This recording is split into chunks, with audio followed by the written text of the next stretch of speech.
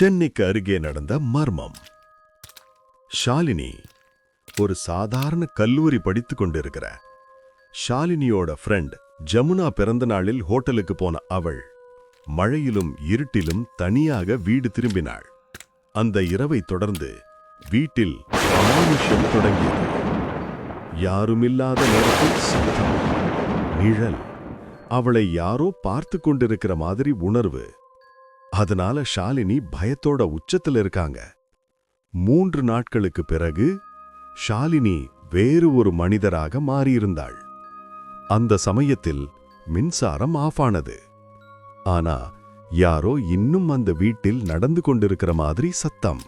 இதோட full video கீழே play பட்டன்ல இருக்கு. வீடியோவுக்குள் போகும் முன்னே சேனலை சப்ஸ்கிரைப் பண்ணிக்கோங்க. பின்பு பெல் பட்டனையும் ஆன் பண்ணிக்கோங்க. அப்போதான் நான் போடும் ஒவ்வொரு புதிய வீடியோவும் உங்களிடம் உடனே வந்து சேரும்.